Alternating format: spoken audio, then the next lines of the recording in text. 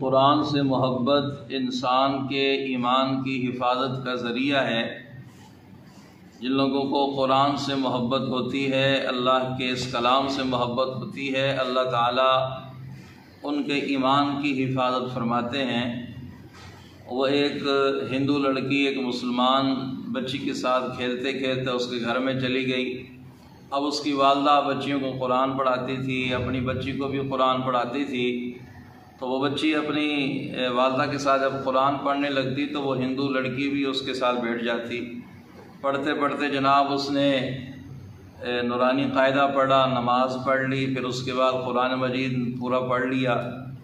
اب وقت گزرتا گیا، وہ بچی جوان ہوئی، اس کی شادی طے ہوئی، اور شادی بھی اس ہندو لڑکے سے ہوئی جو بالکل متعصب قسم کا، متشدد قسم کا ہندو تھا، جو مسلمانوں کا نام تک سننا گوارا نہیں کرتا تھا۔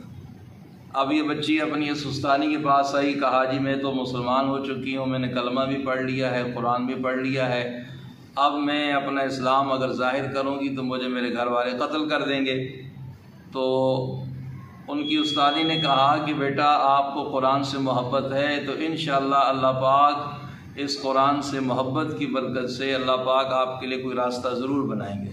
چنانچہ جب شادی کا موقع آیا تو اس بچی کی استانی نے ایک گفٹ تیار کیا اور اس کے اندر قرآن مجید بھی رکھ دیا، اور گھر والوں سے کہا کہ ہم نے اس کی بڑی خوبصورت پیکنگ کی ہے، ہماری خواہش یہ ہے کہ یہ بچی اپنے سسرال جا کر اس کو خود کھولے۔ قصہ مختصر یوں قرآن اس کے گھر میں پہنچ گیا۔ اب وہ بچی جب گھر والا اس کا خاوند کام پر چلا جاتا، آفس چلا جاتا، تو وہ قرآن مجید کھولتی، پڑھتی، روتی، اللہ سے دعائیں مانگتی۔ اب اس کو حمل ہوا، بچے کو امید ہوئی، اب اس کو فکر لاحق ہوئی کہ میں تو خود چھپ کر قرآن پڑھ لیتی ہوں، نماز پڑھ لیتی ہوں، عبادت کر لیتی ہوں، تو اب یہ میرا بچہ آئے گا، میں اس کو کلمہ کس طرح پڑھاؤں گی، اس کو قرآن کس طرح پڑھاؤں گی؟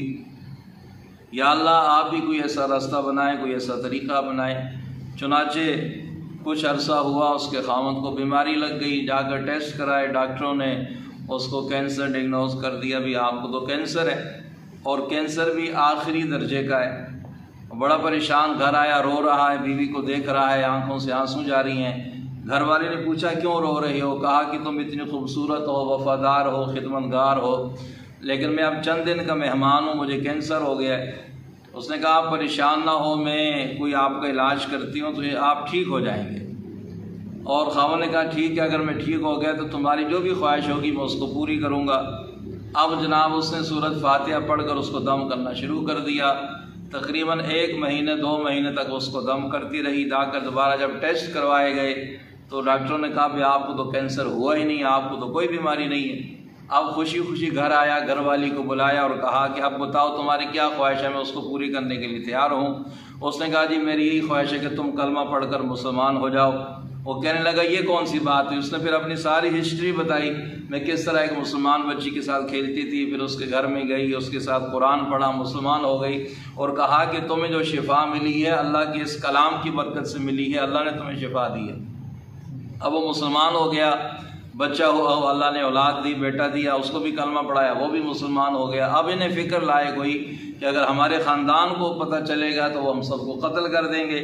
چنانچہ خاوند نے کہا اب اس کا بھی انتظام کرتے ہیں۔ اس نے جناب نیٹ پر کوئی جاب کے لیے کہیں اپلائی کیا تو مکہ کے اندر اس کو بہترین جاب مل گئی، اور بالکل خانہ کعبہ کے قریب۔